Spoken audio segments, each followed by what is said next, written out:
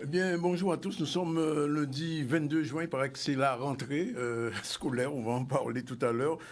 Pour l'heure, nous irons tout à l'heure rapidement en Guyane avec Alain Paulmin pour nous faire un petit point sur la situation là-bas. Annick Solvar, Désiré et Madame Valentini François sont là pour nous parler des premières. Et puis un peu plus tard, Antoine Burin, médecin, membre du comité scientifique de la collectivité de Guyane, nous fera le point sur la situation du Covid là-bas. C'est très, très, très grave. Enfin, Jimmy Bribrac, notre chef cuisinier, meilleur cuisinier des Antilles, viendra nous parler de sa gastronomie. Et puis nous terminons l'émission comme chaque lundi avec Jean-Luc Divial. Pour l'heure, un petit point sur deux faits. D'abord, annoncer la mort de Robert Dieuparre. Robert Dieuparre était, on le sait bien, un animateur très connu à Guadeloupe Première de 1976 à l'ORTF jusqu'à 2012, il a été l'animateur des émissions entre 13h et 14h.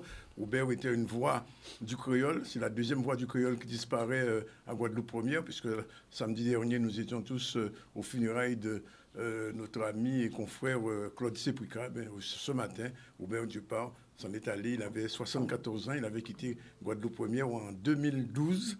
Et il avait laissé, bien sûr, un vide, parce que c'était un animateur très pertinent, très engagé. Il a été aussi comédien et il était très apprécié du public et des gens qu'il recevait tous les jours entre 14h et 16h dans son émission Portrait caché. Autre point de notre actualité, c'est Madame Pio Bacas, malheureusement, qui fait honte à la Guadeloupe, qui fait honte au monde entier, puisque cette dame qui est militante et députée, militante du Rassemblement national, mais aussi députée européenne, a été la seule noire, de toute façon, à l'intérieur de l'espace européen, à voter contre ce décret que les Européens ont pris. C'était le 18 juin exactement. Madame Michèle Bachelet, président de la Commission des droits de l'homme à l'ONU, avait lancé un appel aux pays ayant pratiqué la traite, l'esclavage et la colonisation, qualifiant l'esclavage de crime absolu. Une Guadeloupéenne d'origine indienne devenait ainsi donc la risée du monde entier en affirmant implicitement que l'esclavage n'était pas un crime contre l'humanité. Inutile de vous dire que sur tous les réseaux sociaux, un peu partout en Guadeloupe et même hors de la Guadeloupe, bien, Madame Pio Bacas, on se demande même comment elle fera pour entrer en Guadeloupe la semaine prochaine si jamais elle décidait de revenir. Sinon, bien, nous allons, je vous l'ai dit, recevoir deux dames qui sont... on peut dire des actrices importantes d'une entreprise qui s'appelle Première. Alors, il s'agit d'entreprendre au féminin. Alors, je reçois, je vous l'ai dit, Madame Solvar, bonjour. Bonjour. Et Madame Valentini, bonjour. Bonjour. Alors, en fait, vous avez choisi le créneau d'entreprendre uniquement pour les femmes. En fait, oui, c'est travailler sur l'entrepreneuriat au féminin. C'est un de notre notre cheval de bataille. Hein. Oui. Les Premières de Guadeloupe, c'est un réseau Oui. qui veut développer l'entrepreneuriat en féminin dans notre territoire.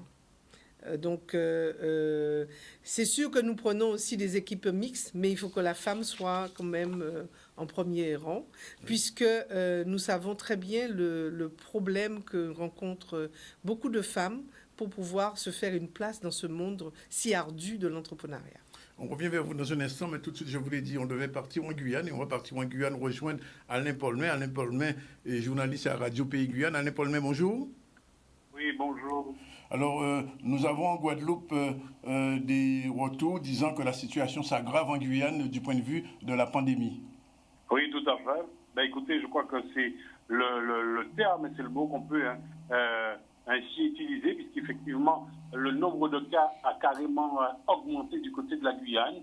Le nombre de décès également, puisque notez qu'aujourd'hui, nous sommes à 8 décès. Alors, pour ce qui est des chiffres du jour, malheureusement, les chiffres ne sont pas encore tombés. On va quand même rappeler qu'hier, on a eu 278 cas, ce qui porte le nombre de cas à 2441, 907 patients guéris, 97 patients hospitalisés, 14 patients en réanimation, et je vous l'ai dit, 8 décès. Voilà ce qu'on peut noter pour la Guyane. Alors, des mesures sont prévues, puisque notez également que la ministre de l'Outre-mer sera bien évidemment en terre guyanaise d'ici demain. Oui. Donc, elle va venir avec, bien évidemment, son sac rempli. On aura des réservistes, logiquement, qui devraient fouler le sol guyanais à partir de demain. On a même parler aussi de l'hôpital de campagne qui devra aussi être intégré en terre guyanaise. Donc voilà les différentes mesures qui sont prévues. Alors, pour ce qui est bien sûr de la préfecture et de l'ARS, on attend bien évidemment l'installation de ces réservistes. Et après la semaine, si le nombre de cas ne baisse pas, on sera peut-être obligé de repartir sur un reconfinement pour 3 semaines. Voilà un petit peu la situation du côté de la Guyane. Alors, juste un dernier point. La semaine dernière, nous avions le député Serville qui nous disait que l'une des conséquences de la porosité de la Guyane, c'était l'entrée et la sortie de personnes pratiquement sans contrôle en Guyane. Ben écoutez, vous savez, la Guyane est immense. Les frontières guyanaises ne sont pas... Alors, c'est vrai qu'il faut qu'on fasse attention. Il y a des frontières qui sont forcément contrôlées, mais sachant que la Guyane est très très vaste, certains contournent bien évidemment, je dirais, les barrages. Et voilà un petit peu le résultat. C'est vrai qu'effectivement, nous avons... certains disent que ce sont des gens venus du Brésil, mais enfin, nous avons quand même pas mal de gens qui arrivent sur le sol guyanais, je dirais de manière, on va dire sans papier. Et voilà un petit peu le résultat. Et on pense que ce sont aussi ces gens qui ont ramené un petit peu, qui ont fait que la situation a pris aussi de l'ampleur. Un dernier point, on nous signale que le pic même de la pandémie, ce sera dans la première ou deuxième semaine de juillet. Donc ce qui veut dire que le pire est à venir. Le pire est à venir. Alors je crois que ce qu'on va surtout noter, pendant que aux Antilles, en Martinique et en Guadeloupe, vous serez peut-être en train de faire la fête, nous, on sera bien obligés de vous regarder et prendre du plaisir à vous regarder. Merci Alain Paulmet, qu'on va retrouver probablement en fin de semaine pour faire un nouveau point sur la situation. Voilà, merci Alain. À bientôt. Allez. Alors, on revient vers vous. Alors, Madame Solva, vous nous disiez qu'il fallait donner aux femmes l'impulsion, mériter vraiment, parce qu'on est dans une situation d'équité normalement. Oui, sur le papier, mais pas dans, pas dans la réalité. Oui. Justement, nous avons un formidable potentiel économique représenté par les femmes, mais on constate, avec les statistiques de l'INSEE, on constate que les femmes sont moins représentées dans l'entrepreneuriat, dans le monde entrepreneurial. Donc c'est bien pour favoriser et développer cette équité sur notre territoire. Alors, Françoise Valentini, comment est-ce que vous accompagnez ces femmes avec Première ? Alors, elles sont accompagnées, c'est ça justement l'intérêt lorsqu'on veut devenir chef d'entreprise. Avant de créer son entreprise, c'est de se faire accompagner pour justement passer par différents stades. Et ce que l'on propose au sein de notre association, c'est justement cet accompagnement individuel avec chaque étape lorsqu'on rentre dans l'association. Tout un panel de formation qui correspond justement au but final, c'est-à-dire l'immatriculation. Donc alors il faut d'abord être membre de l'association Première. Exactement. Oui. Alors, oui, il faut être membre, bien sûr, puisque c'est une association, mais nous sommes un incubateur et nous nous adressons à toutes les femmes qui portent un projet de pouvoir alors, je vous interroge juste pour savoir, si une femme a déjà une entreprise, vous entend, est-ce qu'elle peut prendre contact avec vous ? Mais bien sûr. Bien sûr. Oui. Bien sûr. D'accord. Le but, c'est de les accompagner pour que nous soyons dans une situation pérenne. Parce que souvent, nous avons beaucoup d'entreprises, mais qui ne tiennent pas la route des fois, parce que, il y a des étapes qu'on a franchies un peu trop vite et qu'on n'a pas pu réaliser véritablement, ni son étude de marché, ni son business plan. Et donc, le but de l'association, c'est vraiment, des Premières de Guadeloupe, accompagner ces femmes dans la création de leur entreprise, mais aussi qu'elles puissent bénéficier du vaste réseau qu'est le réseau des Premières, puisque nous travaillons avec une fédération qui est en France, mais qui est nationale et aussi internationale. Et sur les Outre-mer, il y a 2 incubateurs, 2 réseaux d'incubateurs, celui de la Guyane et celui de la Guadeloupe, qui est tout récent. D'accord. Et ça fonctionne bien ? Alors, nous sommes créés depuis juin 2019. Enfin, nous avons été... Ça fait un an. Oui. Et nous sommes actuellement à 28 femmes accompagnées par notre association et notre incubateur. Alors, il faut savoir que cet incubateur a pu voir le jour grâce à la subvention d'abord de la direction des droits de la femme, et ensuite grâce à la subvention FSE. Et ça nous permet justement d'aider beaucoup des femmes qui sont en situation de demandeurs d'emploi et qui ont pour ambition de créer leur entreprise. Alors, est-ce que ça va jusque, j'imagine, je pose quand même la question, jusqu'au prêt bancaire, c'est-à-dire organiser le dossier pour l'organisation Alors voilà, du prêt bancaire? nous n'allons pas faire le prêt bancaire à leur place, mais nous allons les accompagner dans le montage de leur dossier pour pouvoir mieux défendre leur dossier quand il s'agit devant le banquier ou autre système. Et pendant le Covid, justement, nous avons maintenu bien le lien par toute une série on dira de webinaires, de formations en ligne pour les aider à mieux vivre cette période de Covid et sortir du Covid avec des situations comment dirais-je, bien solides. D'accord. Alors, Madame Mancini, est-ce que ça signifie qu'il y a des étapes pour l'accompagnement, la durée, parce qu'il y a des femmes qui écoutent sur moi, qui regardent, se disent, bon, mais ça m'intéresserait, comment ça va s'organiser concrètement? C'est ça, ça dépend donc le stade où elles sont, mais on peut dire que ça peut entre 6 mois et 3 ans. Oui. Je pense que c'est une bonne... voilà, c'est sûr que la personne qui a... on a d'ailleurs des femmes qui sont immatriculées, qui sont immatriculées avant d'entreprendre tout ce parcours et effectivement qui se retrouvent confrontés à pas mal de problèmes parce que c'est immatriculer une entreprise, c'est très rapide. Oui. Ça se fait. D'aller au CFE et puis. Voilà, c'est exactement ça. Mais après, il faut que l'entreprise soit pérenne. Et pour qu'elle soit pérenne, il y a beaucoup de questions à se poser avant même de créer son entreprise. Oui. Donc, Madame Solvant, j'imagine que à première, vous avez des spécialistes, des techniciens ou des techniciennes quand même. Alors, comment ça se passe? La particularité des premières, c'est justement l'accompagnement se fait bien sûr avec des professionnels dans le domaine de la formation, mais aussi des entrepreneurs qui sont eux-mêmes, qui deviennent des experts pour accompagner les filles dans les... Entrepreneurs hommes ou femmes? Quel que soit, homme ou femme. Oui. Voilà. Oui. Nous avons des coachs aussi qui puissent aider à la motivation et à la recherche justement de se connaître, parce que le plus souvent, on se lance dans une entreprise, mais on ne se connaît pas bien, on ne connaît pas ses forces et ses faiblesses. Oui. Et c'est très important qu'on puisse connaître cela pour pouvoir aller de l'avant. Et nous avons, dans le domaine de l'entrepreneuriat, nous passons des contrats d'experts avec des chefs d'entreprise qui puissent prendre l'accompagnement en fonction des domaines qu'elles présentent, bien sûr. Ça se présente sous forme de stage en entreprise ou des cours de formation? Alors, il y a plusieurs éléments, plusieurs stades. Il y a des formations qui regroupent en fonction des besoins, puisqu'il y a une analyse des besoins de la porteuse. On va analyser ses besoins au stade où cette personne est. Il y a des types de formations qui sont un petit peu collective. Mais ensuite, il y a cet accompagnement individualisé en fonction du projet que la personne mène. On va mettre cette personne en contact avec un expert qui va, lui, l'accompagner par une relation régulière, soit dans ses démarches, soit dans les éléments que la personne doit mettre en place ou pas.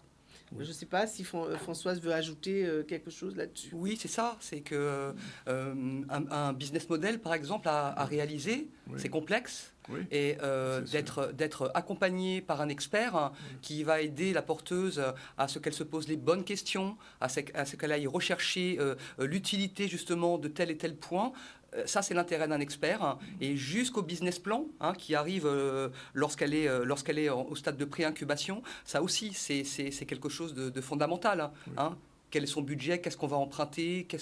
C'est beaucoup de questions à se poser. Et le fil conducteur que peut apporter l'expert va permettre d'établir un document qui est valable. Oui. Alors, souvent, quand on parle d'incubateur, on parle de start-up. Oui, mais nous, ce n'est pas spécialement. On prend tous les projets. Tous les projets. La porteuse s'inscrit sur le site de notre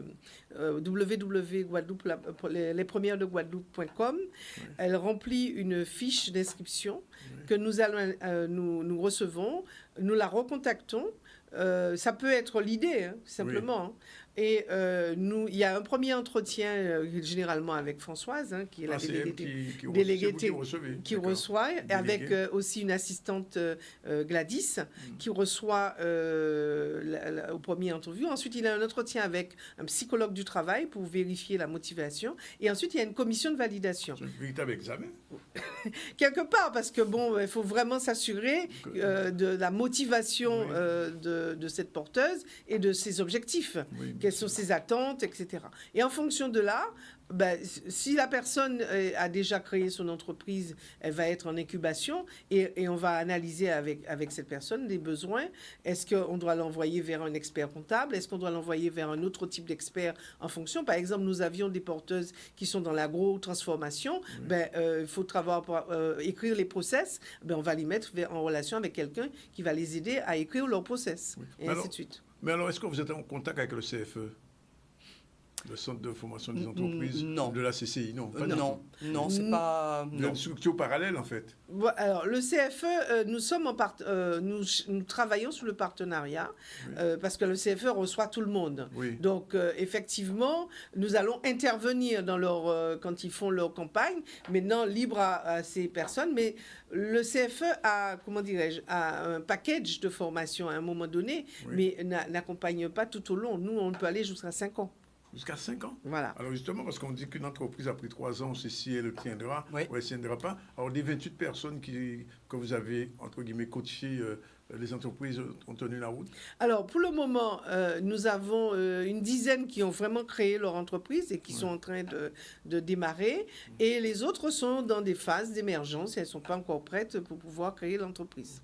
Globalement, quel est le profil des femmes qui viennent chez vous? J'aimerais bien que Françoise réponde. Sans entrer dans le détail, mais enfin, globalement. Bien sûr, absolument tous les profils, hein, aussi bien au niveau des études, hein, se retrouver avec des jeunes femmes qui ont des masters et qui ont quand même besoin d'être accompagnées, comme des jeunes femmes qui se sont arrêtées plus tôt en CAP et qui ont envie par rapport à un parcours peut-être de salarié où elles ont envie d'être indépendantes, hein, autonomes, et qu'elles ont une idée. Et voilà, donc c'est absolument tous les projets, comme le disait Annick tout à l'heure.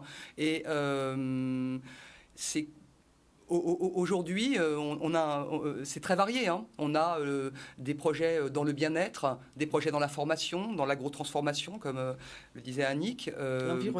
L'environnement, bien évidemment. C'est très, très varié. C'est pas du tout...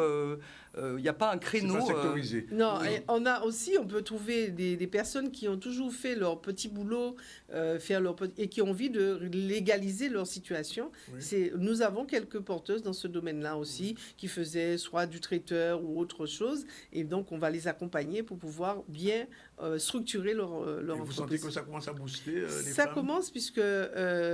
Et on est encore ouvert, hein, puisqu'on est ouvert. Nous savons que les incubateurs, il y en a pléthore maintenant en Guadeloupe, mais la particularité de notre incubateur, c'est justement cet accompagnement individualisé. Et donc, nous sommes ouverts à tout type d'entreprise. Oui. Voilà. Bon, je crois que les femmes qui vous écoutent en ce moment, qui vous regardent, peuvent vous contacter uniquement parce que je vous pose la question parce que l'émission que vous faites qu'on fait en ce moment est vue en Martinique et en France. Alors est-ce qu'une Guadeloupéenne qui vit en Martinique ou en France pourrait éventuellement vous contacter? Bien sûr, hein. Oui. C'est déjà arrivé. C'est déjà arrivé. Voilà, oui, qu'elle soit en France et qu'elle veuille rentrer sur le territoire, hein, en France ou ailleurs. Hein. C'est déjà arrivé, bien sûr. Hein. Alors, si cette personne n'a pas l'intention d'établir son projet sur la Guadeloupe, mais qu'elle est en France, nous, après, on peut la mettre en contact avec un autre réseau. Voilà, exactement. Oui. Et c'est ça la force des premières, c'est d'avoir ce réseau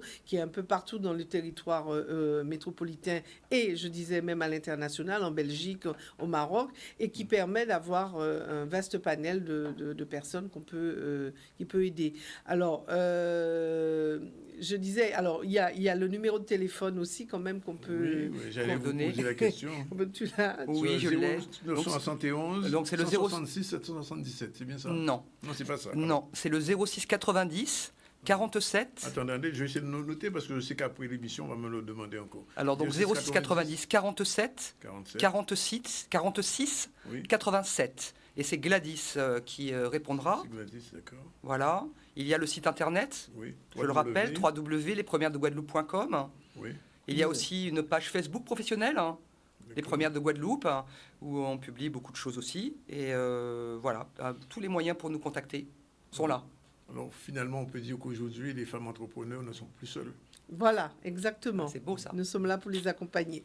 Bien, on a vu. Merci en tout cas. Il y a quelqu'un qui voulait intervenir au téléphone. Oui. Je voyais avant de partir, il y a un appel téléphonique. Allez-y. Allô?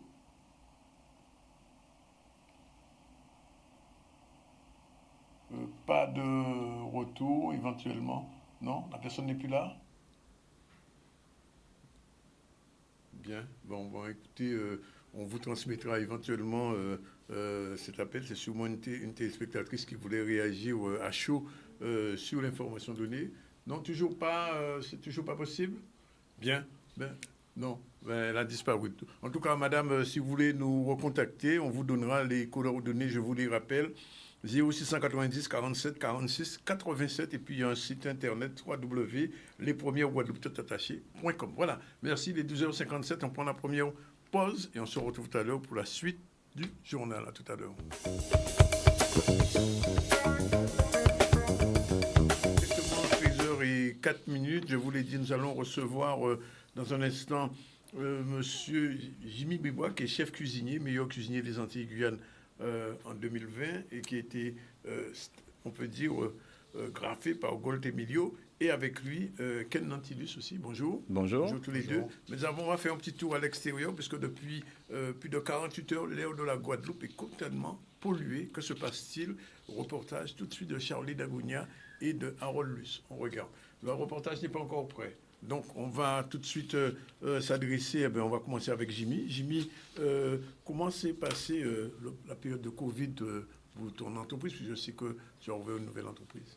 Donc alors, c'est vrai que la période de Covid, comme pour beaucoup d'entrepreneurs comme nous, c'est pas trop bien passé, puisque c'est vrai qu'on était en plein essor, on venait d'ouvrir... Vous venez d'ouvrir, c'est ça? Voilà, on venait d'ouvrir l'entreprise, ça faisait 3 mois, qu'on commençait à avoir de l'affluence, les gens commençaient à comprendre notre méthode et notre engagement sur ce restaurant-là. Et c'est vrai qu'arrivé avec le Covid, ça nous a complètement un peu assommés, on va dire, sur cette entreprise-là. Mais bon, après, c'est la force des choses, on est obligé d'accepter. Et en tant qu'entrepreneur, c'est ce que je conseille à tout le monde, c'est de se retrousser les manches et de recommencer tout simplement, quoi. Oui, de ne pas lâcher, comme on dit. Ouais, non, Oui. on est vraiment, Alors, on repart un peu, on va dire, de zéro, oui. mais derrière, on sent que il y a toujours l'engouement.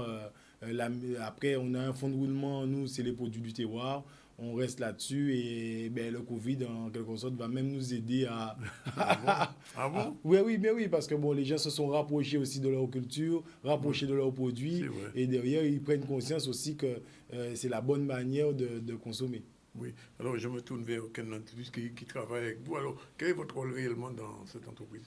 Dans l'entreprise, le chef Mibouak m'a approché puisqu'on est tous les deux passionnés de cuisine. Oui. Et donc, du coup, il était effectivement sur cette envie d'ouvrir un deuxième établissement. Et moi, j'étais avec une grosse envie de travailler avec lui. Donc, on s'est associés. Oui. Donc, dans un premier temps, on est associés. Et dans un deuxième temps, je suis directeur sur le restaurant Passion. Oui. Directeur et récemment aussi en cuisine. Donc, du coup, on a...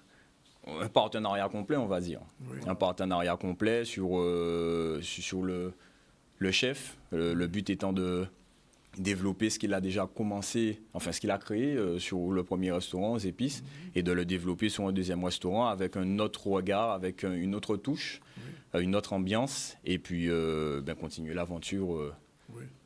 le plus loin possible. Le Covid est terminé maintenant, les gens peuvent venir passionnément, j'ai envie de dire. Ah bien, tout à fait. C'est le but, c'est vraiment ça, c'est qu'on recommence à venir manger au restaurant, parce que de toute façon, pas que nous, mais toutes les entreprises guadeloupéennes ont besoin des Guadeloupéens pour redécouvrir et découvrir les mets que nous on propose sur ce restaurant, avec bien sûr comme il dit, il est passé en cuisine, donc ça me permet aussi, il a son regard à apporter sur cette cuisine, toujours en restant dans notre production locale, avec nos produits, une vision, on va dire, Jones de la chose. Oui, bien sûr. C'est Mais important alors, aussi. Hein. quelle est globalement la carte, parce qu'on ne va pas entrer dans tous les détails. Alors, si je venais ce midi, après mon émission à Passion, qu'est-ce que je trouverais aujourd'hui? Mais c'est vrai que la carte, elle est sur l'esprit de la tradition. Hein, on est en Elle plein s'appelle dedans. tradition, d'ailleurs. Voilà, l'esprit de la tradition. On est vraiment sur, par exemple, là, on a le doucelette qui passe en ce moment. Donc, c'est un cocktail à base, bien sûr, avec l'esprit vraiment du doucelette. On retrouve ce goût doucelette quand on déguste le cocktail. On a un cocktail, par exemple, à base de piment qui est en train de passer. On a le coup bouillon qu'on met à la carte. Mais après, je laisse Voilà. le directeur aussi parler de cette cuisine. On présente un filet de poisson, c'est un tartare de poisson qui s'appelle le filet de poisson du large de l'eau bout. Oui. Donc en fait, c'est une déclinaison de la canne, donc de l'eau bout, en 3 textures. Donc vous avez une mousse fleur de canne. Quel poisson qui est dedans? Là, c'est du marlin. Du marlin. Voilà, vous avez une mousse fleur de canne, vous avez du rhum vieux et vous avez du jus de canne qui est aussi utilisé. Donc vous avez la canne sous 3 aspects, l'aspect rhum, l'aspect fleur de canne et l'aspect jus. Là, on a une langouste façon curry. Donc on a une tomate qui est faite façon curry, un peu comme les Réunionnais. On a une mousse kombava, on a une langouste qui est juste pochée, une petite brunoise de tomate. Ouais. Donc voilà, Vous on savez, est... qu'il est là, j'ai pas encore déjeuné. Ah. Pas donné faim, mais j'imagine que tous les gens qui nous regardent ont le même sentiment. Donc en fait, c'est ce qu'on appelle la cuisine guadeloupéenne progressive. Oui, exactement. Ben, c'est l'esprit du chef. Là, par exemple, on voyait un nouveau plat qui sera à la carte à partir de demain. Ce sont quoi des ça, dombrés. exactement? Ben, ce sont des dombrés. Voilà. Ce sont des dombrés, là? Non, pas là. Pas là. C'est ce qu'on montrait tout à Alors, l'heure. on peut revenir sur l'image précédente. Voilà, on dressait voit ensemble. que- Voilà, on dressait ensemble un plat qui Voilà, le voici. Voilà, c'est ça. Alors, Voilà, donc là vous avez des dombrés revisités après une bonne réflexion qu'on a eue avec le chef, beaucoup de tests, beaucoup d'essais. c'est toujours avec de la farine quand même? Oui. C'est toujours avec de la farine, mais là on est sur un C'est des dombrés dombré. carrés. Non, vous avez de la poitrine fumée, De la poitrine fumée, d'accord. vous avez de la poitrine fumée, vous avez un jus de tête de wassou, Oui. une queue de wassou qui est légèrement poêlée, vous avez des dombrés qu'on a étudiés pour qu'ils soient fondants, vraiment goûtus, pochés dans du lait de coco, Ouais, aïe, aïe. et vous avez un jus réduit, bien assaisonné, et la petite touche croquante avec des croûtons de gombo. Waouh. Donc vous voyez, on reste dans la tradition. Ah non, vraiment. Voilà. Non, mais c'est plus que la tradition, là, quand même. Hein. C'est la tradition J'ai l'habitude de 2.0. manger les dombrés, mais on va faire comme ça. On va arriver à ce stade-là. Ça, non, mais effectivement, alors j'imagine que c'est très apprécié, tout ça. Hein. Oui, Pour les c'est vraiment Guadeloupéens. très apprécié parce que de toute façon, la cuisine créole, même moi qui voyage dans la Caraïbe et aussi en métropole, on est vraiment sur une cuisine qui est vraiment appréciée parce qu'on a des goûts forts, on a des épices qui sont prononcées, on a une culture, une culture avec plusieurs ethnies qui sont sur l'île, qui font que c'est ça qui donne la force de cette culture et de cette cuisine. Parce que aussi, tout pousse en Guadeloupe. Hein. De la fraise qu'on va trouver en Espagne à des choses qu'on va trouver qui poussent au Mexique. Donc c'est une cuisine qui peut faire le tour du monde, mais en restant ancrée dans ses racines et dans son terroir. Alors, là, par exemple, sur le plat de fait, là, on est sur, en fait, comme un blaf. Donc, on est sur la gourde. C'est un produit qui est presque endémique d'ici. Ça fait des millénaires qu'il est ici. Mais c'est vrai que c'est quelque chose qu'on consomme très, très, très peu. Voilà, donc on est sur un esplumat de patates douces, chips de patates douces. Ah, c'est les chips de patates. Voilà, chips de patates douces et la gourde en daube. Voilà. Comme mamie faisait. Voilà. C'est toujours la même cuisine de mamie. Et dimanche encore, il y a un client qui est passé me voir. Il m'a dit, quand j'ai goûté ton premier plat, je suis retourné en enfance. Et le but dans notre cuisine, c'est vraiment, quand je discute avec mon directeur, c'est vraiment cette idée-là. On veut faire les gens retourner, des plats un peu régressifs, mais avec une vraie évolution et une vraie réflexion sur l'environnement et la manière dont on doit consommer nos produits locaux. Donc ça signifie que, Jimmy, que vous utilisez beaucoup de produits guadeloupéens, c'est-à-dire aussi bien fruits à pain, ignames, bananes, etc., dans votre cuisine? Pour nous, c'est vraiment vital et important de valoriser notre patrimoine à travers l'art culinaire. Ah oui, ça c'est clair. C'est l'un des De objectifs. valoriser le Je patrimoine. peux en témoigner de parce valoriser qu'on notre était cuisine. où est-ce qu'on était à Barbade? Oui, à Non, Trinidad. à Trinidad l'année dernière. Ouais. Et il avait fait des petits, comment on appelle ça, qu'on met dans un tout petit... Ah, les verrines, oui, Les verrines. un bar à verrines, oui, tout à fait. Bar à verrines, cocktail, c'était... Pas gagné assez pour les demandeurs. Ouais, c'est Il bon. fallait faire la queue pour les Trinidadiens qui découvraient ça, qui ne connaissaient pas la cuisine guadeloupéenne. Et en Trinidad, il y a quand même beaucoup d'ethnies aussi. Il y a Indiens, Chinois, Afro-descendants. Ils ont une cuisine particulière. Mais j'avoue que à Trinidad, les gens se bagarraient vraiment pour pouvoir goûter ces choses-là. Et je vois que le résultat, quand on dit meilleur chef cuisinier des Antilles, c'est pas volé ça. Hein. C'est vraiment... Tout à fait. C'est force de travail. Bon, c'est vrai qu'on commence à avoir 20 ans d'expérience. Et, Déjà 20 ans d'expérience. Oui. Et on est prêt à la transmettre. C'est pour ça que justement, j'ai des collaborateurs. Je m'entoure de bonnes, de belles personnes pour pouvoir arriver à des objectifs. Parce que c'est vrai que tout seul, on va vite, mais... à plusieurs, on va loin. On va plus vite et plus loin. Voilà. Et plus longtemps. Voilà, et plus non, longtemps. mais c'est vrai que c'est une très bonne école. Alors, mais je me posais la question l'autre jour. Je me disais qu'on a de grands chefs cuisiniers en Guadeloupe, dont Jimmy. Comment la transmission se fait? La transmission, justement, elle est en train de se faire. On est en plein dedans. Pour moi, c'est important. On travaille beaucoup, même là, parce que pour moi, l'objectif aussi, on travaille beaucoup avec le lycée hôtelier. On a toujours des stagiaires. Et pour nous, pour moi, la transmission ne va pas sans la cuisine. C'est vraiment important de pouvoir transmettre aux plus jeunes le niveau qu'on veut s'imposer, parce que c'est pas tout de transmettre pour transmettre, mais transmettre aussi le niveau d'exigence qu'on veut. C'est ce qui va faire que on fera un peuple plus professionnel et plus profond.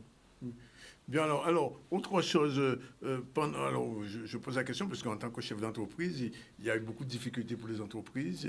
Il y a eu des aides qui sont arrivées, pas arrivées, avec les collectivités. Comment ça s'est passé pour... Donc, alors, pour la partie aide, j'ai mon directeur qui est plus pointu là-dessus. Mais pour la partie aide, on a eu effectivement des aides de l'État qui se présentaient sous forme de chômage partiel assuré par l'État. Dans un premier temps, c'était la mesure la plus importante. C'est ce qui a permis de maintenir les emplois. Ensuite, donc, il n'y a pas eu de licenciement au lendemain? Non, on a pu maintenir les emplois. Sur notre jeune structure, on a pu tenir le choc. Ensuite, on a eu le fonds de solidarité, qui est un fonds abondé par l'État et les assurances, qui a permis d'avoir une première partie de l'aide. Et la région a pris le relais, enfin toutes les régions ont pris le relais avec un fonds de solidarité, mais sur un deuxième volet qui permettait aussi d'avoir une aide. Et ensuite, on a essayé aussi de part et d'autre d'avoir les aides des assurances et de faire un peu de plan emporté. On s'est essayé... Du drive, comme on dit. Voilà, on s'est essayé au plan emporté. Ensuite, nous, sur notre format, on se devait d'avoir une certaine qualité. Donc, on a fait des plans emportés qui étaient en bocaux. Ça a beaucoup plu aux clients, donc on l'a fait sur un mois. Ça aussi, ça nous a permis... De tenir un peu la distance. Ça nous a permis de tenir la distance plus mentalement que financièrement. Le but était vraiment de renouer, voilà. Mais... Au moins, émotionnellement parlant et en termes de contact client, c'était rentable. Parce que ça nous a permis de maintenir le contact et puis de voir que les gens sont toujours derrière nous.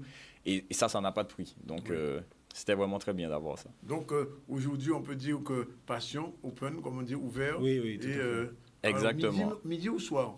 Les deux. Du lundi au vendredi le midi et du jeudi au samedi soir. Au samedi soir? Voilà, vous pouvez nous retrouver, puis venir retrouver 2 cartes différentes. Une carte pour le midi, qui est plus adaptée au midi et plus adaptée à la population de Jarry qui doit souvent manger vite. Et une carte du soir qui est un petit peu plus pointue, plus adaptée à un moment où on reste vraiment entre amis ou en amoureux pour déguster un bon plat. Et je vois que du point de vue de la décoration interne aussi, il y a...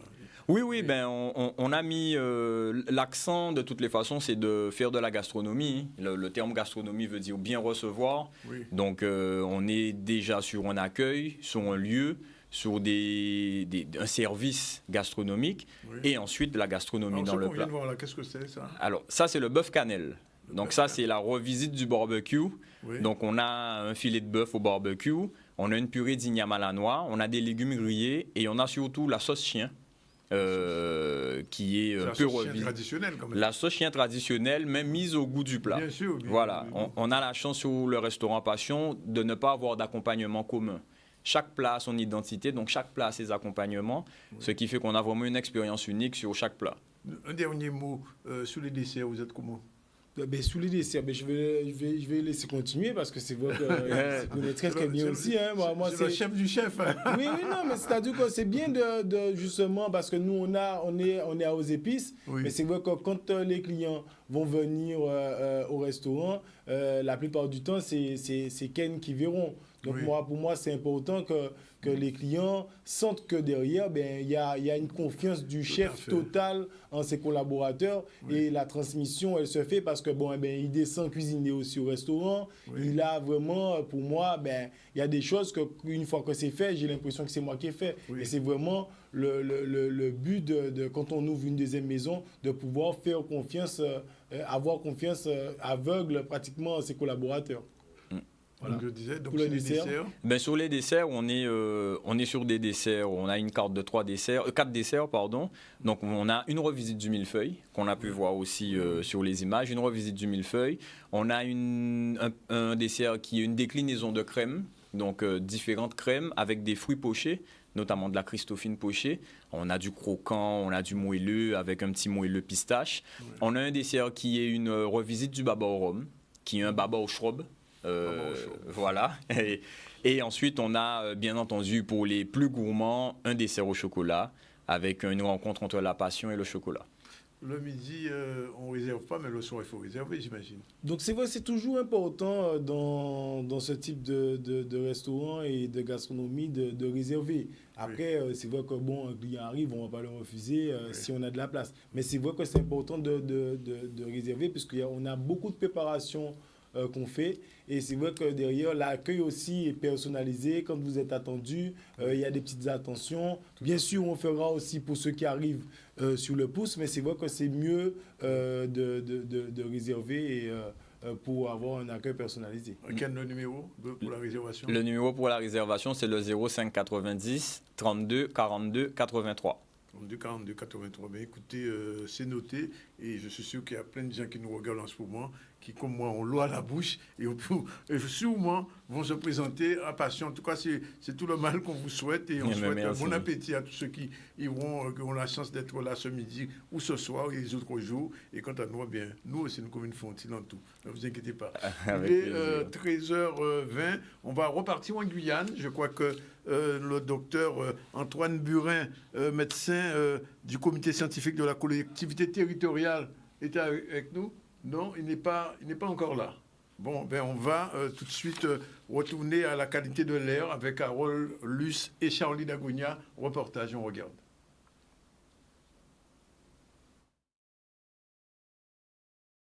Aujourd'hui, on parlait un peu de cet épisode qui est exceptionnel. En effet, on n'a pas connu des concentrations aussi élevées sur ces 10 dernières années. Hier, par exemple, on avait des concentrations en particules fines de 176 microgrammes par mètre cube en moyenne sur la journée, sur 24 heures. Donc, on dépasse bien le seuil d'alerte qui est fixé à 80 microgrammes par mètre cube pour la protection de la santé humaine. Voilà.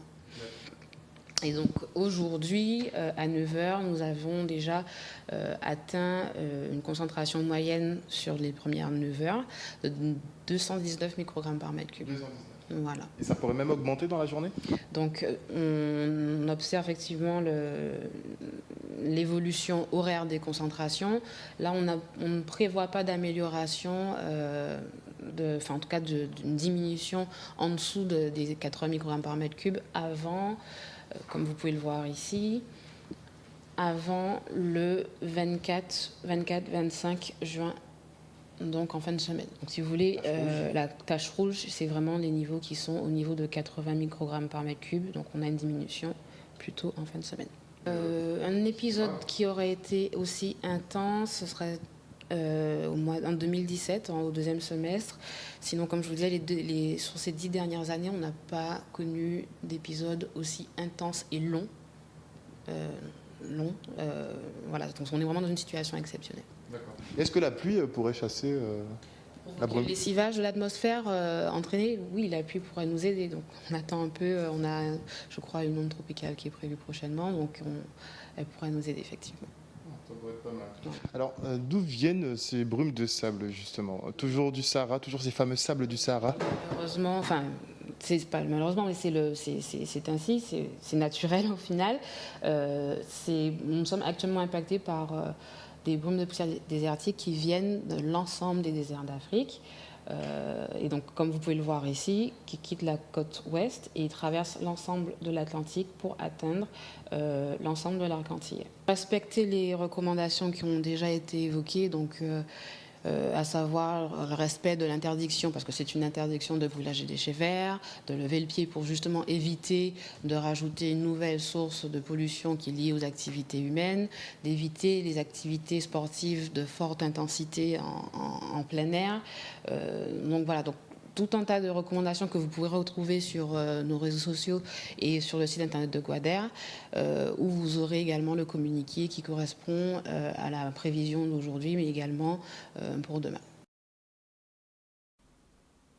Voilà, vous l'avez entendu, on risque d'avoir encore cette qualité de l'air moins 10 jusqu'au moins jeudi, parce que ce jeudi, et peut-être s'il pleut, ça va peut-être changer la donne, mais pour l'instant, on vous recommande aux gens de ne pas aller faire du sport, de ne pas trop sortir, surtout les gens fragiles, les gens qui souffrent d'asthme et d'autres maladies cardiovasculaires, y compris des maladies d'inné. On part tout de suite en Guyane rencontrer le docteur Antoine Burin. Il est membre du comité scientifique de la collectivité territoriale de Guyane. Docteur Burin, bonjour. Bonjour. Je sais que vous étiez ce matin en comité scientifique à la CTG. Alors, qu'est-ce qui a été dit pendant cette réunion ce matin? Alors, essentiellement, on a majoritairement recommandé le reconfinement en Guyane au regard de l'évolution de la situation sanitaire et tout en prenant en compte la dimension sociale et économique que ça risque d'avoir. Oui. Malheureusement, les chiffres du nombre de patients touchés ne cessent de croître.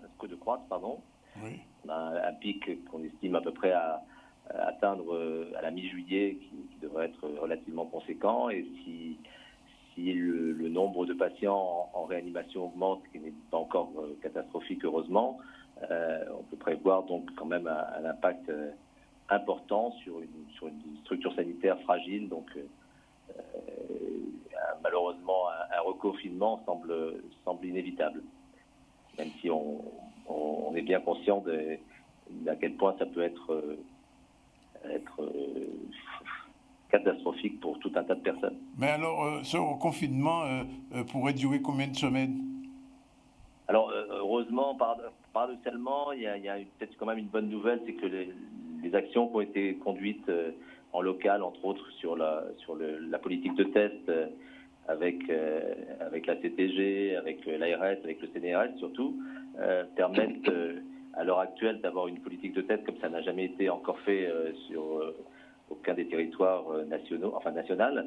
Et donc, on s'engagerait sur un confinement en gros d'à peu près 3 semaines, reconductible éventuellement, mais surtout avec un point de sortie qui pourrait s'avérer être bien plus tôt que ce n'était le cas autrefois, puisque les tests que l'on peut faire maintenant de manière relativement massive sur le territoire de la Guyane permettrait d'avoir une vision claire et de s'orienter vers un confinement ciblé le plus rapidement possible, au lieu d'avoir une politique de confinement un peu à l'aveugle, comme ça a été le cas jusqu'à présent, qui était basée essentiellement sur le nombre de cas et éventuellement sa diminution pour envisager une rupture du confinement.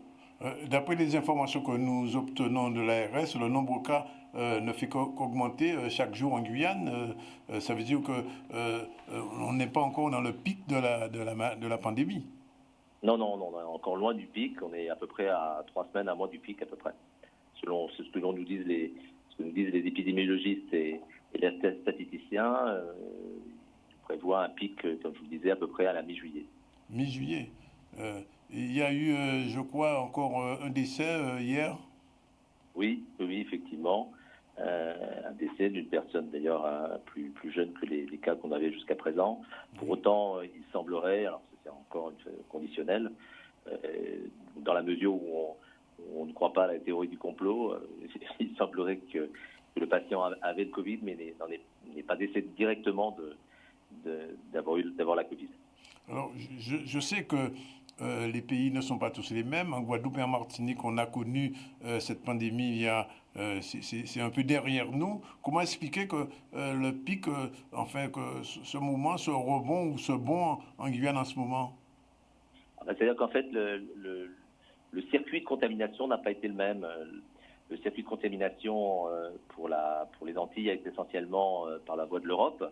Oui. Alors que pour la Guyane, il est arrivé par l'Amérique du Sud. Donc en fait, il a fallu la fermeture, je dirais, à la contamination de mode européen n'a pas eu lieu ou très peu en Guyane et elle a été relativement bien gérée. En revanche, l'effet boomerang de la vague de contamination arrivant par l'Amérique du Sud, certains on considère souvent la Guyane comme une île, mais elle fait quand même partie du continent sud-américain. Et c'est bien par l'Amérique du Sud que le Covid est rentré en Guyane. À l'heure actuelle, maintenant, il est bien sûr généralisé sur le territoire, mais effectivement, c'est par ce biais-là. Quand on suit le parcours, c'est effectivement par une espèce d'effet boomerang par l'Amérique du Sud. Mais du point de vue de l'entrée de la Guyane en avion aujourd'hui, ça se complique. Alors, ça se complique aussi pour la sortie. Oui, pour la sortie de la Guyane vers des zones des zones vertes, entre guillemets. Donc, ça ne se fait pas sans des mesures très rigoureuses quant à effectivement des mesures de test, éventuellement de 14N. Ça n'interdit pas les échanges, hein, oui. mais ça les rend quand même, ça les freine énormément et ça les rend bien plus compliqués qu'effectivement nous étions en zone verte les uns les autres. Le fait d'être en zone rouge actuellement, effectivement, impose des mesures qui freinent la circulation des personnes, ça c'est sûr. Parce que jusqu'à ce matin, en Guadeloupe, on pensait que le reconfinement, c'était une possibilité, mais visiblement, c'est une décision maintenant qui est irrévocable. Alors, irrévocable. Là, encore une fois, le comité scientifique ne fait que donner un avis. Vous faites pas une proposition. On fait une proposition, comme on avait fait des propositions.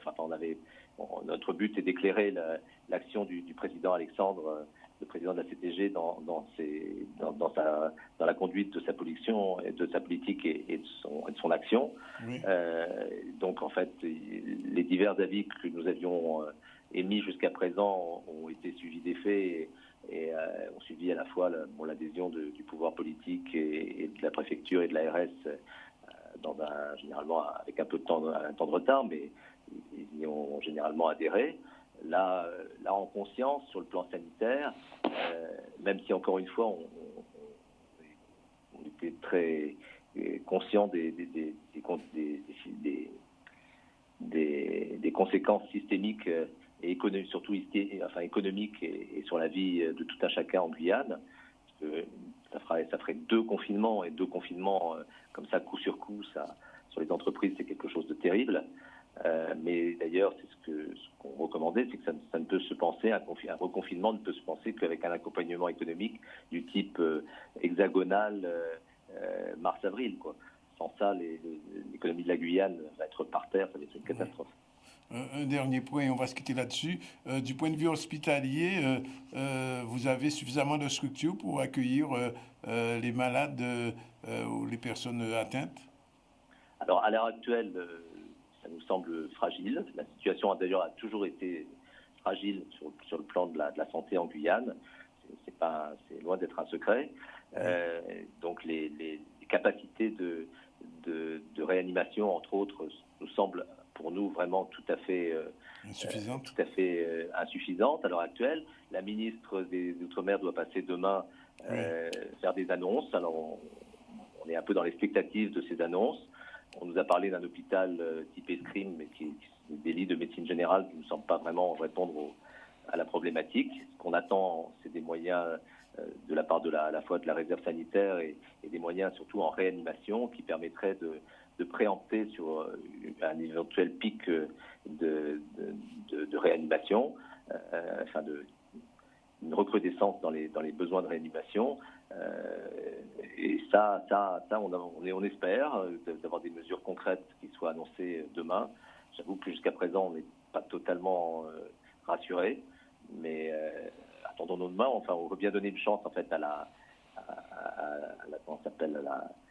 aux politiques de venir mettre des moyens, mais pas seulement juste de passer pour faire un petit tour et puis s'en va. Hein. L'idée, c'est vraiment d'apporter des solutions en termes de moyens et pas forcément de discréditer l'action qui a été conduite jusqu'à présent. Parce que même au sein du comité scientifique, on n'a pas toujours été d'accord avec l'ARS, la préfecture ou autre. Il y a eu quand même eu de la part de tous les acteurs en Guyane beaucoup de travail et beaucoup d'efforts. Et il ne s'agit pas de juste nous donner comme ça, ex abrupto, des nouvelles venant de Deus Ex Machina là, qui arriveraient de Paris et puis après pour repartir sans vraiment avoir porté des moyens. Pas la messe dont on a besoin, c'est des moyens. Bien. Mais docteur, on vous remercie de votre intervention. Bien évidemment, nous allons continuer à suivre l'évolution de la pandémie. Peut-être que nous aurons encore, d'ici la fin de la semaine, à faire le point avec un membre du comité scientifique. On vous remercie en tout cas de votre intervention. On remercie la Guadeloupe du souci que vous avez de vos frères guyanais. Tout à fait.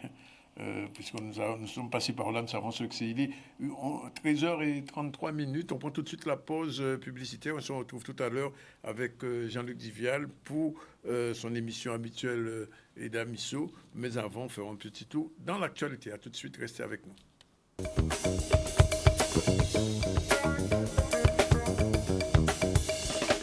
Voilà, il est exactement 13h38. Dans un instant, nous reviendrons avec notre Eda Misso habituel. Bonjour Jean-Luc. Bonjour, Otep. Oui, Mbouté. Mais avant, on va faire un petit retour vers cette fête de la musique, le Drive, puisque vous savez qu'hier, il y avait 2 fêtes de la musique la même journée. Une de ces fêtes se faisait en direct sur les postes de télévision et sur vos portables et vos tablettes. Et de l'autre, il y avait une fête de la musique en live, mais cette fois-ci en drive, comme en voiture. Le reportage de Vianney Valverde, on regarde ce que ça a donné. L'enjeu, tout simplement, c'est de prouver qu'il y a un métier qui s'appelle producteur événementiel, organisation de manifestations qui existe, qui souffre depuis quelques mois par rapport au Covid, comme tout le monde. Hein. Mais que ce métier-là, comme les autres, doit avoir le soutien des collectivités, le soutien des instances, parce que c'est aussi des emplois, c'est plus de 6 000 emplois en Guadeloupe. Et nous avons appelé ça un concert militant pour nous permettre de revivre la passion que nous aimons, comme vous l'entendez, hein, avec les klaxons des voitures, donc on est bien, on revit. On avait envie justement, à travers cet événement-là, de faire de la musique, de faire ce qu'on aime, de regrouper des artistes, de regrouper un public. Malheureusement, on n'a pas encore le droit d'organiser des événements normaux, entre guillemets. Donc on a trouvé le schéma en mode drive-in pour permettre aux gens de voir les chanteurs, de voir les musiciens, d'être dans un vrai concert live, mais en ayant le son dans leur voiture, tout simplement. Vous le voyez, ce soir, on est quand même dans un événement qui est très particulier. C'est la première fois en Guadeloupe qu'on est dans un concert drive-in. Alors, les voitures sont là, bien évidemment avec le peuple de la Guadeloupe qui s'est déplacé pour nous voir chanter, mais aussi pour partager justement les vibrations dont on a besoin aujourd'hui. On était dans une phase de confinement. On a, surtout dans le milieu artistique, été très touché. Plus de concerts, plus de manifestations, plus rien pour se retrouver et pour échanger avec le public. Donc il était vraiment nécessaire à un moment donné qu'on puisse mettre en place des manifestations, même si c'est sous des formes un peu particulières, mais pour permettre aux gens de retrouver aussi cette vibration dont on a besoin dans la vie de tous les jours. Donc là, il y a beaucoup de partage ce soir. Moi, je suis très émue, je suis très contente d'être ce soir sur ce programme avec des artistes tels que Izzy Kinanga, Victor O, Fred D, Yannick Cabrion. C'est un plateau qui est très beau, un plateau qui a été composé autour effectivement de la musique acoustique pour pouvoir vraiment partager directement avec le public aussi au niveau des textes. Il fallait tout simplement qu'on remette en place une dynamique, malgré les contraintes, avec ce qu'on pouvait quand même apporter au public, même si c'était contraignant pour nous, même si financièrement on ne s'y retrouve pas, parce que ça aussi c'est une réalité. Beaucoup de personnes s'imaginent que les artistes, parfois, non, ils ont les moyens. On est sur une petite île où les artistes qui restent 3 mois sans travailler sont aussi, voire plus touchés que des personnes qui travaillent dans un métier un peu plus commun. Donc il fallait nous aussi qu'on trouve des solutions pour nous, qu'on puisse revivre à travers ce qui se passe ce soir. Ils m'ont proposé le projet en me disant on le fait parce qu'on va militer pour notre métier, on va militer pour que le public puisse nous retrouver, on va militer pour que nous aussi nous puissions retrouver le public. Alors j'ai dit oui tout de suite et finalement ça se passe très bien et on est hyper content de voir que le public a répondu présent. Voilà, c'était donc ce samedi. Et puis, dernier point sur l'actualité, c'est l'inauguration de Val-Lombreuse, puisque vous savez, là aussi, les parcs et jardins étaient tous fermés. Et donc, depuis le déconfinement, on a permis à ce jardin très connu, très visité, de réouvrir, d'accueillir les visiteurs. Reportage Maxime Morel, Olivier Félix.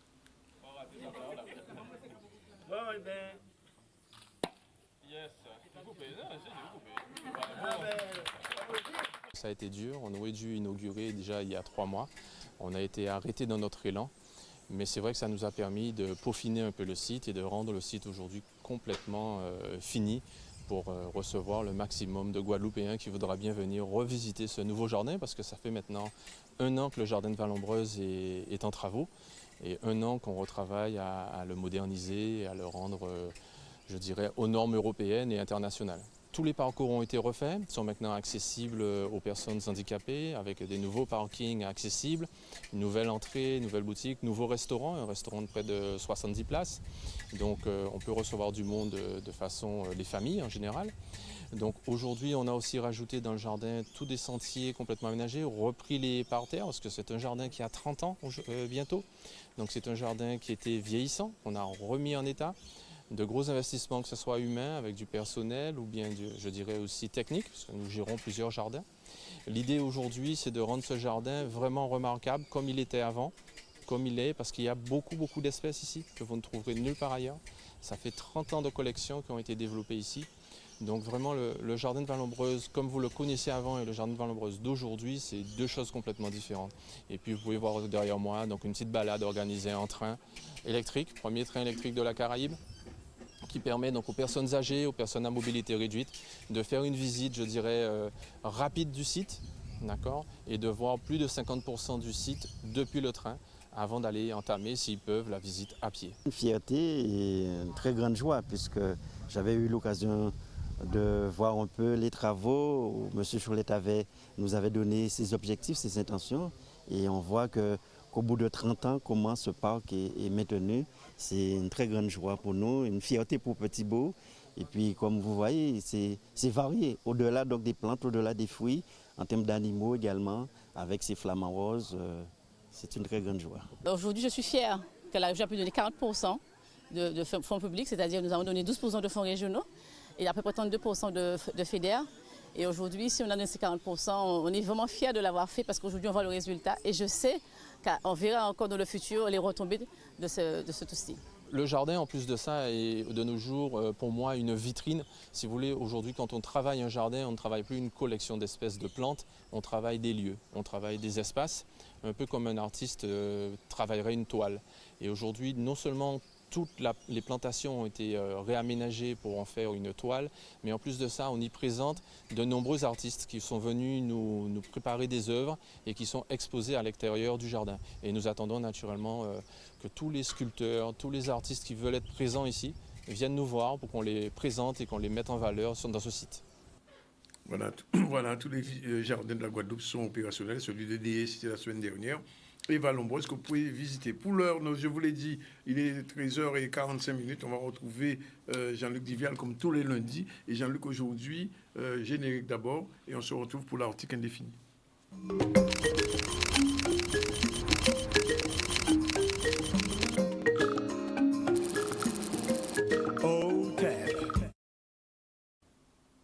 Voilà, on ouvre les yeux. Alors, Alors oui, Danick, vous avez vu qu'on travaille depuis un moment sur les thématiques, on parle de la pensée symbolique et on montre comment le cheminement progressif amène l'homme à construire sa langue.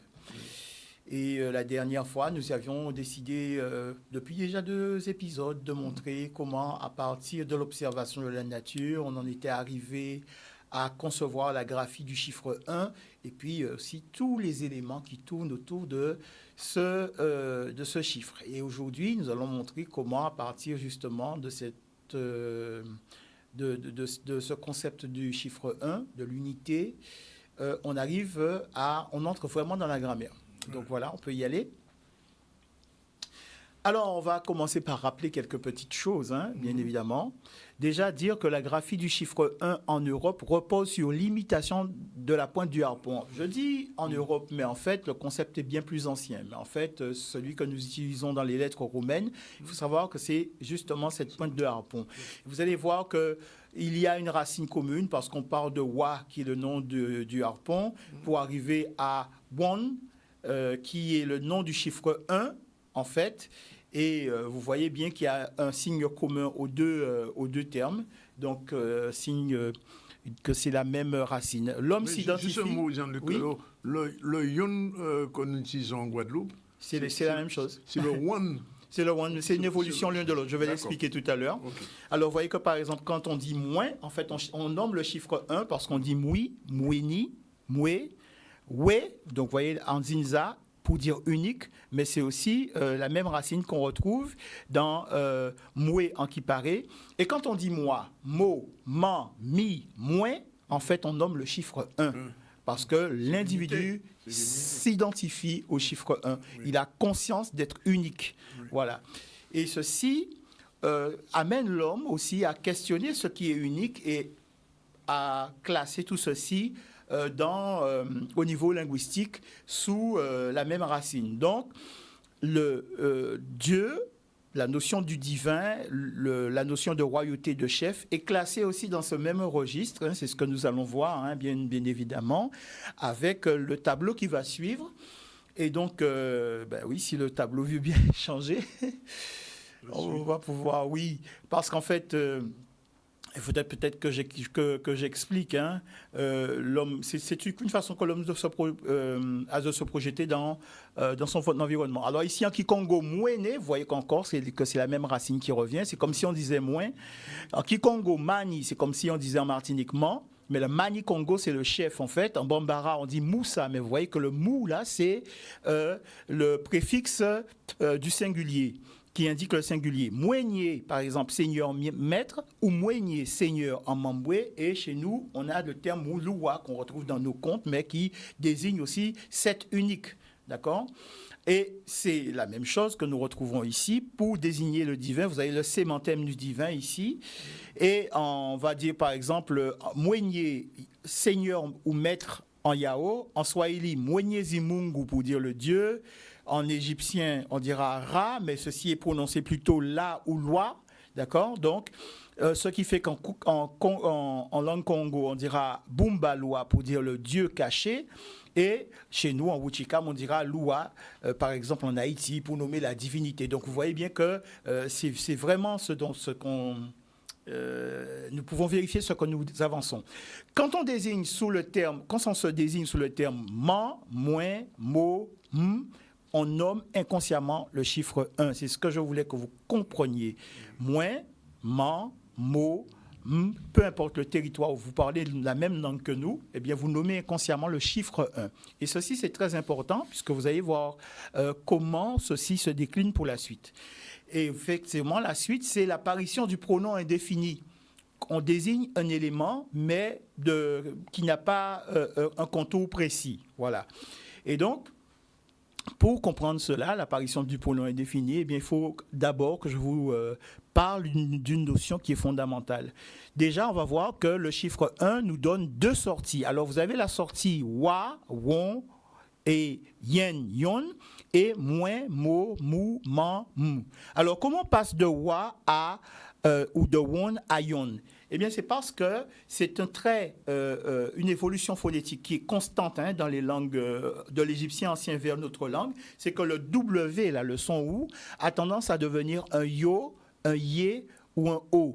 Et ici, c'est le cas. Donc, vous voyez que le won, là, devient yon et il devient aussi un yen parce que le wo ou le wo devient généralement un yo ou un yé. Et donc, ici, vous avez, pour l'autre sortie, le moins, le mou. Voilà. Et donc, ceci nous amène à la notion d'être humain. Pourquoi? Parce que nos ancêtres sont arrivés à une telle abstraction dans leur réflexion qu'ils ont un terme pour définir le vivant, l'existant, l'humain. Et ce terme, c'est une tout. C'est une tout. Et il n'y a pas une telle abstraction dans les langues européennes. On parle de l'être humain, en anglais on va dire human beings, mais il n'y a pas un terme précis, une racine précise pour désigner ce qui existe, le vivant. Et c'est le cas pour les langues africaines. Et vous voyez que ce tout qui désigne l'humain, quand il rencontre le préfixe singulier moon, ça donne muntu, l'être humain. Muntu, l'être humain. Mais quand il rencontre le pluriel, alors on a affaire à ba et cela donne bantu. Ouais. Bantu, ça veut dire les êtres humains. Et donc, le diminutif de muntu, c'est moon, qui désigne chez nous la personne humaine. Voilà. Et avec toutes ces dérivés, petit moon, grand moon, vieux moon, bon moon, mauvais moon, moon à tout moon, moon à pont moon. Vous voyez, tout est construit autour de cela. Moon aussi. Moon à moon. Oui. Et donc, vous voyez que ce moon-là désigne l'être humain, mais dans son essence, c'est-à-dire en tant qu'unité vivante. Donc, conséquence, eh bien, on va retrouver cette racine, et beaucoup d'Européens, ne savent pas que cette racine, en fait, elle est africaine, mais on la retrouve dans la langue française. Par exemple, chez Heidegger, vous allez trouver ontique, ce qui relève de l'étang, ontogénèse, développement de l'individu depuis l'œuf jusqu'à l'âge adulte, donc le cycle de la vie. Et puis encore, le terme ontologie, domaine de la métaphysique qui étudie l'être dans son essence, étude de l'être en tant qu'être, étude de l'être en soi, ou l'étude de l'existence en général, qu'on retrouve dans le courant qui a existé avec Camus et tout, qui est l'existentialisme. Donc vous voyez que cette racine est encore présente. Mais aujourd'hui, si on trace l'étymologie de ce terme, on vous dira que ça vient du grec. Mais en fait, la racine est bien plus ancienne. Et elle remonte à l'histoire de l'humanité, elle remonte à cette région congolaise où est apparue l'ancienne Éthiopie, qui n'est pas l'Abyssinie moderne, je le précise encore, où est apparue la vie, la région des Grands Lacs, où l'être humain a créé sa première communauté humaine. Voilà. Donc, on va rentrer maintenant dans le vif du sujet avec le tableau qui va suivre pour vous montrer un peu comment, à partir de cette racine, eh bien, on arrive à l'article indéfini. Donc, le won 1 de l'égyptien ancien donne naissance à l'article indéfini. Comment est-ce possible tout cela? Eh bien, vous allez voir tout simplement comment on y arrive.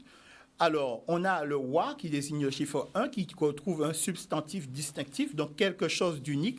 Donc, le won, c'est quelque chose d'unique. Et c'est ce won qu'on retrouve en Guyane, par exemple, quand on dit won bet qui chuite ou woun bet qui chuite.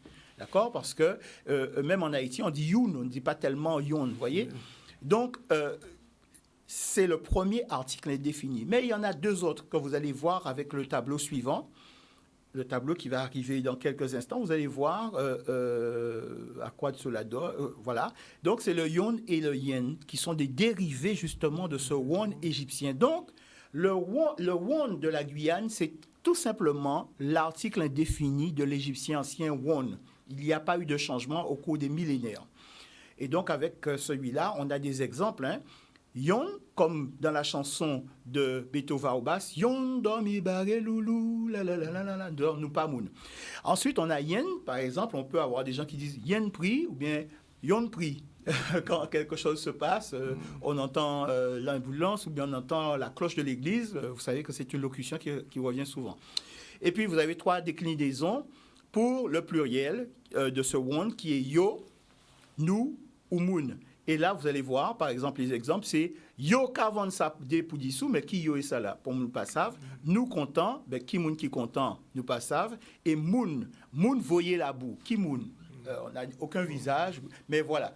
Vous voyez que voilà comment le chiffre 1 on arrive à décliner et à construire toute une grammaire d'une langue, et ce qui démontre encore une fois de plus que notre langue est bien plus ancienne que nous ne l'imaginons.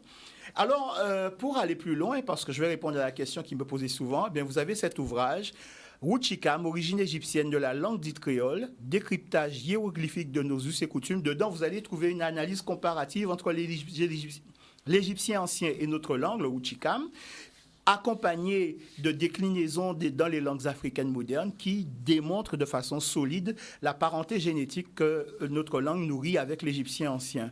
Et puis, pour aller plus loin, pour devenir un peu des experts de votre langue, pour qu'aucun terme de votre langue ne vous échappe, eh bien, vous avez aussi la possibilité de la formation, et c'est ce que nous proposons. Alors, n'hésitez pas à vous inscrire. Voilà, c'est l'école Fonbois Wuchikam, c'est l'école fondale Guadeloupe. Eh bien, si vous voulez venir mettre à manioca dans le langage, il faut apprendre toute grammaire là. Il faut apprendre aussi grammaire là qui mène aussi à si histoire, philosophie, puisque vous voyez que langue en nous, mais quand mène à dans des grosses réflexions et quand mène à construire la vie en notre genre. Voilà, et vous qu'il y a une valet. Et bon, mes numéro de téléphone là, 06 90 20 67 16, 20 67 16. Et puis, on va commencer aussi très bientôt les cours en ligne parce qu'il y a beaucoup de nos frères et sœurs qui sont à l'extérieur, en France, à La Réunion, au Canada, aux États-Unis et qui nous le demandent. Et donc, c'est tout. Mais la semaine prochaine, nous allons voir quelle incidence le chiffre 1 nourrit avec la graine. Là, on va rentrer encore dans des sujets très intéressants et passionnants. Et donc, voilà ce que nous voulions vous dire aujourd'hui. Merci de votre attention. C'est tout pour aujourd'hui. Beauté au TEP. Merci Jean-Luc, qu'on retrouvera lundi prochain. On va parler donc de la graine. Je rappelle simplement qu'aujourd'hui, nous avons reçu en début de journal Alain Paulmin, le reporter de Radio Pays Guyane, qui nous a fait un point sur la situation épidémiologique en Guyane. D'ailleurs, avec Antoine Buin, médecin membre du comité scientifique, nous avons appris que le comité scientifique qui s'est réuni ce matin en Guyane, à la veille de l'arrivée de la ministre des Colonies qui arrivera demain en Guyane, a préconisé un confinement pendant 2 ou 3 semaines en Guyane. C'est dire que la situation est particulièrement difficile. Plus de 2400 personnes sont aujourd'hui infectées. Il y a eu un mort hier, encore un mort aujourd'hui. Et la situation est loin d'être maîtrisée puisque médicalement, la Guyane n'a pas tous les moyens qu'il faut pour pouvoir tenir le coup. Nous avons reçu Annick Solvar-Désiré et Valentini Françoise, déléguées de Première en Guadeloupe. C'est une association qui accompagne les femmes qui veulent entreprendre en Guadeloupe. Et puis nous avons reçu avec plaisir Jimmy Bibrac, chef cuisinier, et son directeur qui était là, Ken Nantidus, avec eux. Ils ont parlé de cette nouvelle, on peut dire, institution de cuisine guadeloupéenne, Passion. Là, Zokepéa, il mangeait un de ces jours-là. On a vu tous les bons plats qui sont prévus. Et puis, avec Jean-Luc Divial, on vient de faire un petit tour dans notre langue dite créole. Et je vous conseille vivement d'acquérir cet ouvrage Wuchikam, le tome 1, parce que tome 2 et 3 là, déjà en route. Et donc, ce sera une occasion pour vous d'en savoir un peu plus sur notre langue. Voilà, il est pratiquement 13h59, c'est fini. On remercie la réalisation de notre ami Kevin, qu'on ne retrouvera pas demain. Et puis Kevin, ce sera Zébris demain. Voilà, c'est fini pour aujourd'hui.